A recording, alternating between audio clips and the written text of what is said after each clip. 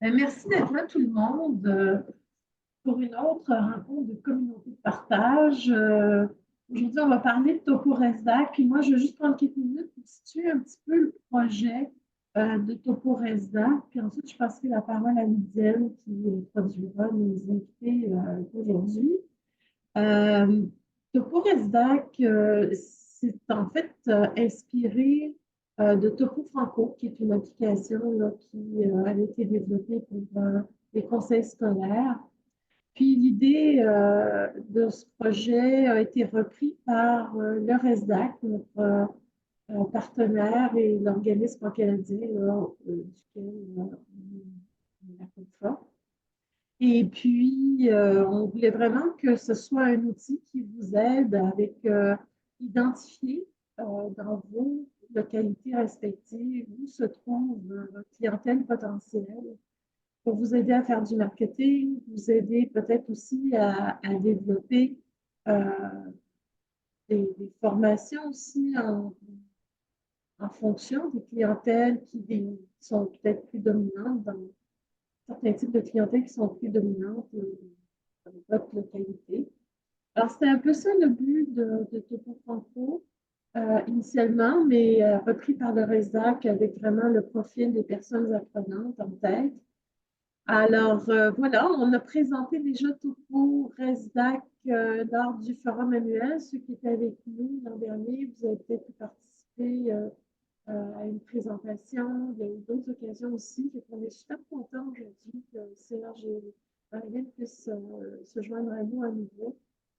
Parce qu'il y a toujours du nouveau monde. Il y a des gens aussi qui ne pouvaient pas être présents lors des présentations initiales.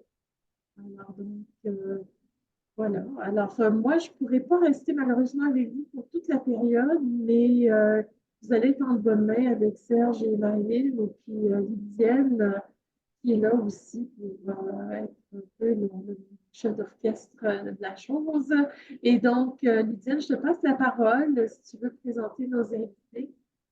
Merci Gabriel. Comme tu l'as dit, avec nous cet après-midi, on va avoir, pour présenter l'outil Topo Resdac, on va avoir Serge Boulet et Marilyn Boulery. Marilyn Boulery est analyste de données et responsable de projet au Centre de leadership et d'évaluation Le Clé. Donc, elle a œuvré pendant 10 ans dans le milieu de l'éducation et elle a aussi participé à plusieurs projets d'évaluation au sein du CLé. Serge Boulet, quant à lui, est expert conseil en modélisation et en psychométrie. Donc, il est expert conseil depuis 2010 pour le Centre de leadership et d'évaluation, le CLé. Il se spécialise en mesure et en évaluation et il est également impliqué dans le domaine du testing à grande échelle. Il a d'ailleurs, à cet effet, été président du conseil d'administration du Centre des niveaux des compétences linguistiques canadiens pendant 3 ans. Alors, Serge et Marlene, je vous laisse la parole. Excellent. Merci beaucoup, Lydiane, puis Gabrielle, puis Yasmine. Je vais commencer par présenter mon écran, puisqu'on a une présentation à vous montrer.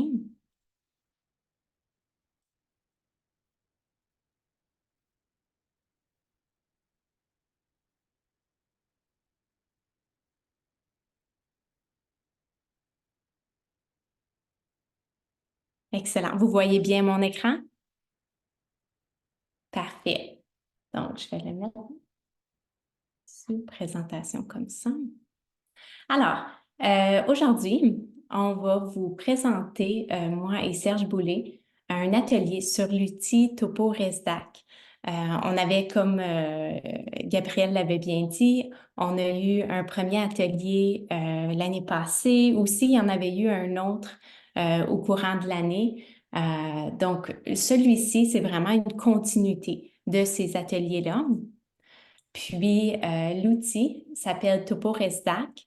Le Topo Franco, c'est le produit aux clés de la cartographie avec les données.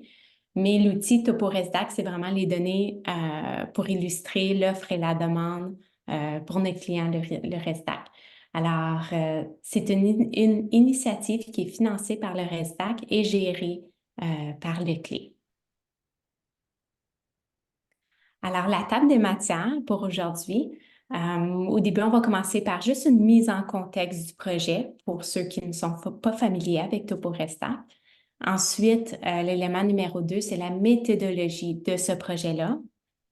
Ensuite, numéro 3, on va vous présenter l'outil. Alors, on va vous présenter la cartographie. Ensuite, on va faire 2 études de cas, dont le premier, c'est la région d'Alexandria, plus en particulier le carrefour de formation pour adultes. Puis ensuite, la deuxième étude de cas, ça va être pour le centre membre ABC communautaire de Welland. Puis, à la fin, un mot de la fin. Donc, pendant la partie étude de cas, on va vous montrer des données, puis on encourage une participation, puis à poser des questions pour qu'on ait une belle discussion sur ces 2 études de cas-là. Alors, on commence une petite mise en contexte du projet. Au début de l'année 2022, le RESDAC a mandaté le Centre de leadership et d'évaluation, qui est le CLE, afin de l'appuyer dans la recherche et l'analyse des données probantes, afin de favoriser l'adéquation entre l'offre et la demande. Donc, c'est vraiment ça qui est important par rapport aux services en alphabétisation. Par la suite, pour la méthodologie, tout a commencé avec des recherches, des consultations, puis aussi des analyses des données probantes ou explicatives pour ensuite faire des calculs. Il y a 2 sources qui sont très importantes, dont la PECA, puis Statistique Canada. Ensuite, il y a eu le développement d'un indice composite qui représente la demande. Alors, le score, comme le numéro de ce indice de composite-là, constitue une estimation globale de la proportion d'individus appartenant à un niveau particulier de rendement en alphabétisation. Alors, dans le fond, ça fournit une estimation du bassin potentiel de la clientèle francophone qui pourrait bénéficier des services en alphabétisation. Ici, nous avons l'équation, puis un petit peu plus d'informations sur la source des données. Je vais peut-être laisser la parole à Serge Boulay pour expliquer l'équation. Oui, merci Marilyn. Je ne veux pas vraiment m'éterniser là-dessus. Excusez-moi. C'est que les gens nous demandent comment qu'on arrive à faire les calculs. Puis une fois qu'on leur montre, ça les intéresse un peu moins de savoir, là, mais essentiellement, c'est une équation de régression. Pourquoi une équation de régression? C'est ce qui permet de prendre des données sur différentes échelles. Comme vous savez, on doit utiliser le niveau d'éducation, la population, le genre, ainsi que le groupe d'âge. Alors, ce sont des données qui viennent sur différentes échelles de mesure. Pour pouvoir faire de l'algèbre puis faire des calculs, il faut ramener tout ça sur une même échelle. Alors, c'est une équation de régression qui permet de faire ça. Alors, c'est un petit peu l'idée, c'est que pour chaque variable X, X comme le genre et ces choses-là, il y a un bêta. Un bêta, en fait, c'est un poids relatif là, qui permet c'est un ratio, en fait, en quelque sorte. Les ratios proviennent, en fait, de Pika. Okay? La quantité de gens dans les différents groupes, les données nous viennent de Statistique Canada. Alors, on combine des données de différentes sources et puis c'est comme ça qu'on arrive à estimer, avoir une estimation, là, qui est le Y d'ailleurs, là, ici, une estimation du nombre de personnes qui sont dans la zone là, en dessous du niveau 3 pour la littératie et la numératie et en dessous du niveau 2 pour résolution de problèmes là, dans un environnement technologique, là, qui était la 3e compétence. C'est bon, Marilyn, si tu veux continuer. Excellent, parfait. Donc là, ensuite, après l'indice composite construit, il y a eu la conception de la carte TopoRestac qui superpose ces données-là, illustrant l'offre et la demande. Ensuite, il y a eu une mise à l'essai de l'indice composite pour l'Ontario. Donc, c'est l'Ontario qu'on a commencé avec, puis effectuer une validation, évidemment. Puis, présentement, il y a la conception de l'indice composite au sein des communautés francophones en situation minoritaire au Canada. Alors, pas juste pour l'Ontario, mais plus au niveau national. Donc, ça, c'est en conception présentement. Puis, à la toute fin, évidemment, puis à ce point-ci, quand on fait des études de cas, c'est pour quantifier la demande et évaluer l'adéquation entre l'offre et la demande des services en alphabétisation au niveau des différentes géographies. Donc, évidemment, c'est l'objectif principal. Alors, pour TopoResDac, c'est une carte interactive qui présente l'offre en matière de points de service en alphabétisation, puis aussi qui présente les estimations de la demande en fonction de l'indice composite. Alors, je vais aller de l'avant, puis vous montrer l'outil. Est-ce que vous voyez bien l'outil présentement? Oui. Je vois des hochements. OK, Oui, excellent. oui. Parfait. Donc, ici, je vous présente l'Ontario, évidemment. Donc, c'est une carte qui permet la visualisation de plusieurs couches de données interactives. Par exemple, ici, sur le côté, il y a une légende. Alors, il y a différentes choses qu'on peut sélectionner ou désélectionner. Alors, c'est vraiment une expérience qui est personnalisée. Donc ici, on avait les membres du RESTAC, membres du COFA. On peut, oui ou non, mettre les établissements scolaires francophones, postsecondaires. Ici, les fournisseurs de services sur l'Ontario. Puis, les différentes géographies, on a la subdivision de recensement et la division de recensement ici. Alors, division de recensement, c'est beaucoup plus des plus grandes superficies. Tandis que si je le décoche, je vais cocher ici subdivision, vous pouvez voir que la superficie des cases est beaucoup plus petite. Alors, les subdivisions, il y a plusieurs subdivisions dans une division de recensement. Et évidemment, province et territoire. Mais dans ce cas-ci, on se concentre sur l'Ontario. Alors, si je vais ici sur division de recensement, moi, j'ai déjà sélectionné ici une analyse. Alors, il y a différentes analyses qui peuvent être faites dans l'outil TopoRestac. L'analyse que j'avais sélectionnée avant la présentation, c'est le niveau, la proportion de la population estimée du niveau inférieur à 3. Alors, ça c'est en lien avec l'indice composite. Puis, je peux bouger sur la carte, puis aller voir comme par exemple ici, ce nom de cette division de recensement, c'est Cochrane. Population potentielle du niveau inférieur à 2. Je ne sais pas si vous êtes capable de lire la petite case noire. Je vois oui ou non. Oui, OK. Oui. Donc si oui, vous pouvez voir dans le petit carré noir, ça donne quelques informations. Donc, c'est ça, la population potentielle du niveau inférieur à 2 ou le niveau inférieur à 3. Et la proportion, alors en pourcentage, du niveau inférieur à 2 et à 3. Toutes ces données-là sont aussi disponibles sous forme de tableaux qui peuvent être téléchargés. Alors, dépendamment si on veut faire une étude de cas ou regarder les données d'une région spécifique, il y a des façons aussi de sélectionner juste certaines données puis les extraire. Alors, il y a plusieurs possibilités avec la carte. Puis ça vous donne juste un petit aperçu des différentes possibilités. Si je vais maintenant pour subdivision, puis je vais aller m'approcher vers notre première étude de cas. Alors, notre première étude de cas, c'est à Alexandria.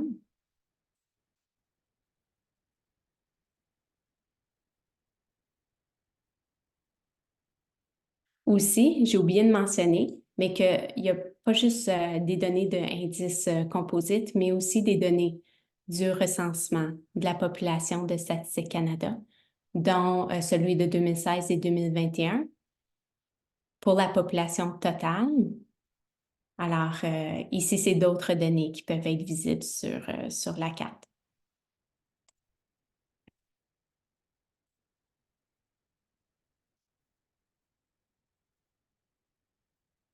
Alors ici, Alexandria est dans la subdivision de recensement de North Glengarry, qui est ici. Vous pouvez voir ici les données. Tantôt, je vais retourner à ma présentation, puis j'ai pris des captures d'écran. Alors, comme ça va être facile de pouvoir comparer les données. Donc ici, on voit qu'il y a un indice d'opportunité du niveau inférieur à 3. Donc, la population potentielle, c'est 1252, tandis que la proportion, c'est de 51,45 %. Alors ici, ça représente l'indice composite pour cette subdivision-là. C'est certain que si on irait voir les divisions de recensement, c'est des données beaucoup plus générales, puisque c'est une plus grande superficie. Mais ici, ça serait par exemple pour la division de recensement de Stormont, Dundas et Glengarry. Encore niveau inférieur à 3, population potentielle, 7322. Puis la proportion, c'est 50,87 %. Alors, je vais retourner un petit peu plus près de Alexandria. Et je vais retourner à ma présentation. Alors ici, j'ai mis mes 2 captures d'écran des données que je vous ai montrées. Mais ici, sur la carte présentement, c'est des données, ben, les indices composites sont en lien avec les données de Statistique Canada de 2016. Présentement, nous sommes en construction des indices composites, mais en lien avec les données de Statistique Canada de 2021. Puis, ils ne sont pas encore mis sur la carte, mais par contre, on vous a sorti ici les tableaux pour nos études de cas pour au moins que vous ayez la chance de voir là, tout ça.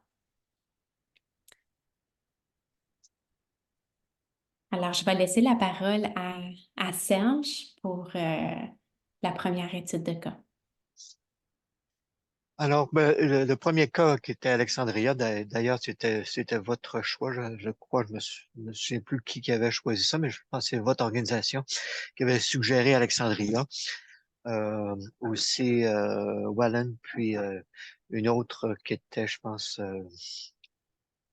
j'ai oublié, mais en tout cas, on a pu faire ces deux-là pour l'instant. Puis, c'est des cas qui présentaient disons, des dimensions un petit peu différentes, alors que c'est intéressant à regarder.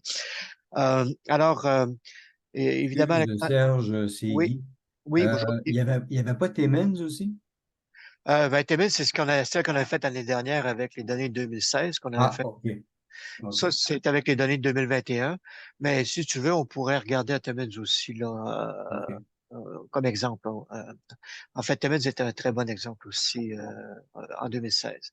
OK. Alors, les données de PICA, ben, ce sont les données de 2012, premièrement. OK? Alors, celles-ci n'ont pas évolué jusqu'à maintenant. Alors, c'est encore toujours les données de 2012.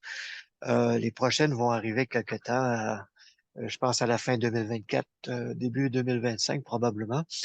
Les seules données qui ont vraiment évolué, c'est celles de Statistique Canada. Alors, c'est que le nouveau recensement de 2021, bien évidemment, il y a les données sur les populations, l'éducation des gens, le genre et tout ça. Alors, c'est pour ça que tous les calculs doivent être refaits à partir des données de 2021.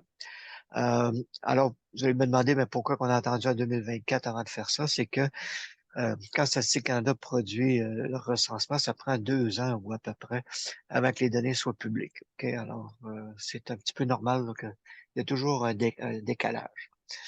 Alors, ici, Alexandria, ben, c'est un village c'est peut-être un grand village dans une perspective de village. Hein, ce n'est pas un petit village.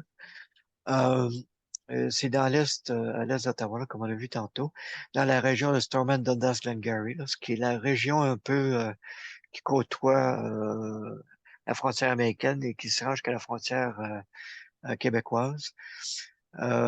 Ici, ben, il y a l'autoroute, la 417. Alors, c'est un petit peu la portion sud là, de l'autoroute 417, ou à peu près. C'est très proche de ça. Alors, c'est une région qui est essentiellement rurale. Il y a une grande ville qui est Cornwall. Le reste, c'est des villages de grandeur variable. Euh, Évidemment, quand on regarde une région qui a c'est plus d'une centaine de kilomètres là, de large, c'est pas toujours très utile, là, disons, pour des gens comme vous qui cherchaient à voir ben, quel est mon bassin potentiel.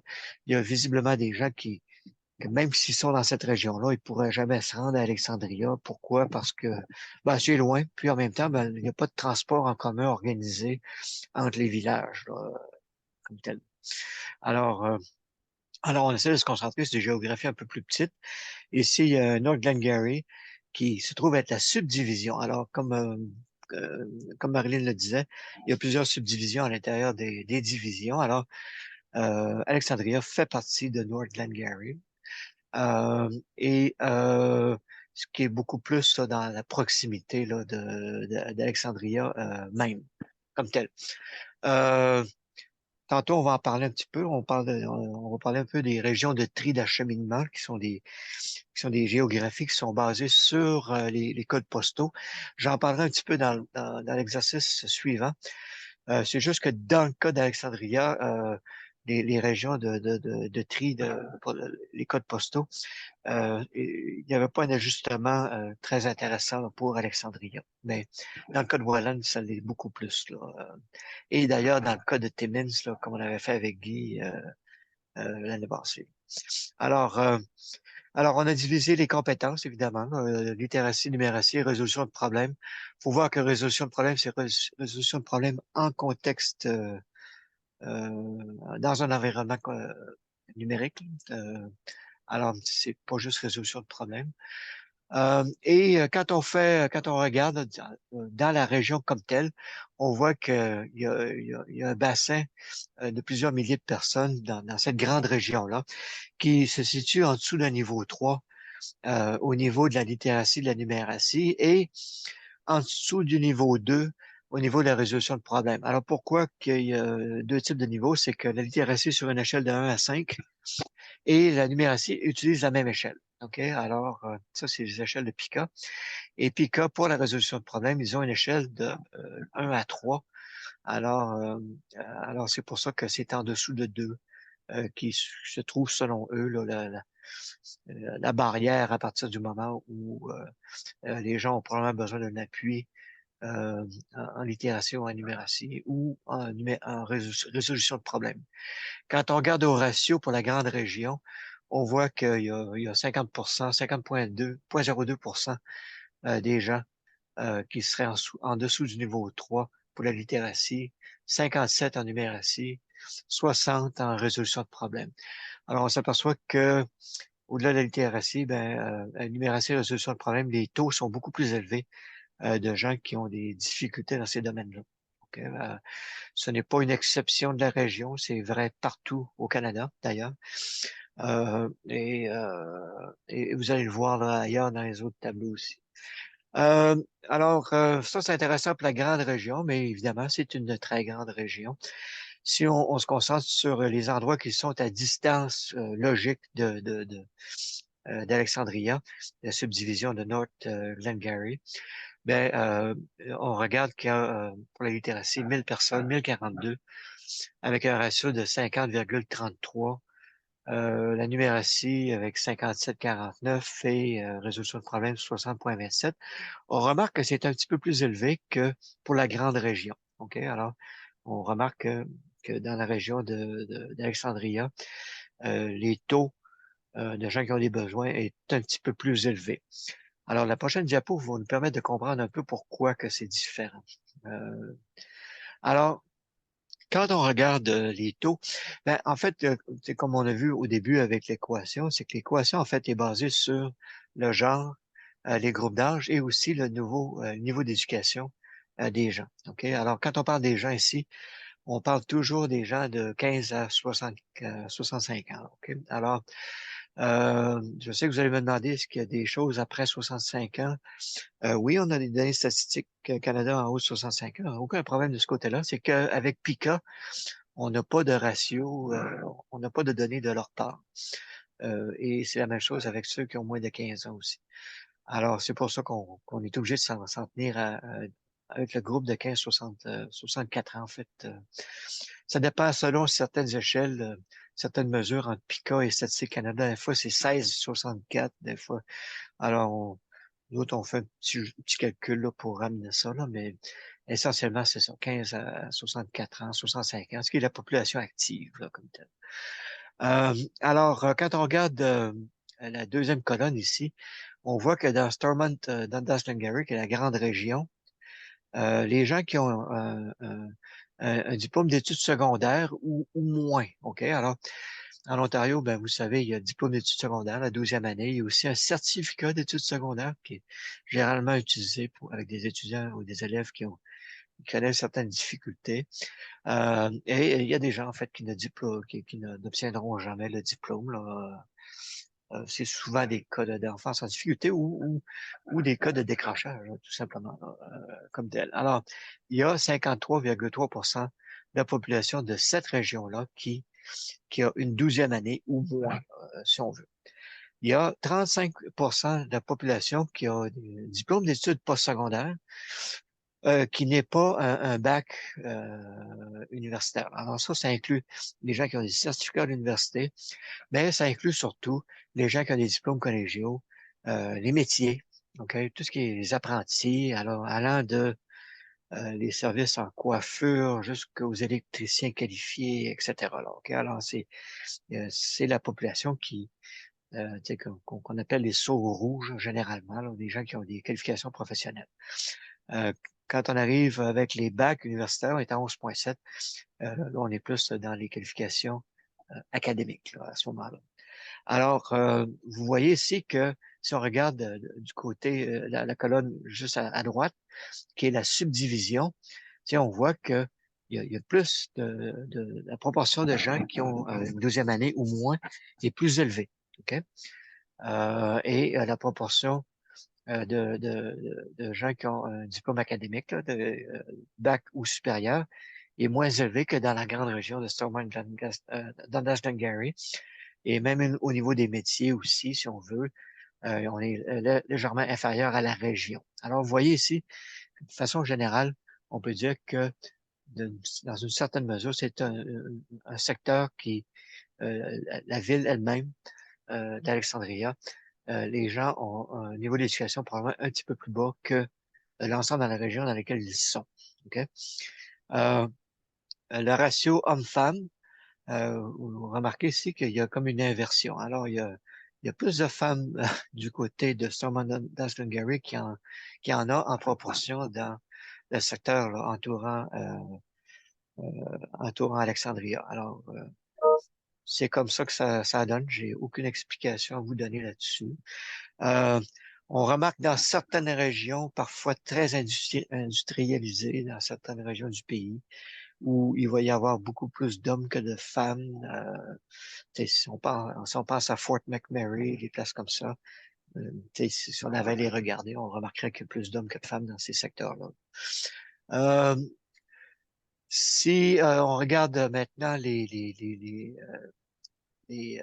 ratios, ben les ratios, en fait, ce sont les ratios qui nous permettent de faire les calculs qu'on a vus dans le tableau précédent, dans la diapo précédente. Alors, ça, ce sont les ratios qui nous sont donnés par PICA.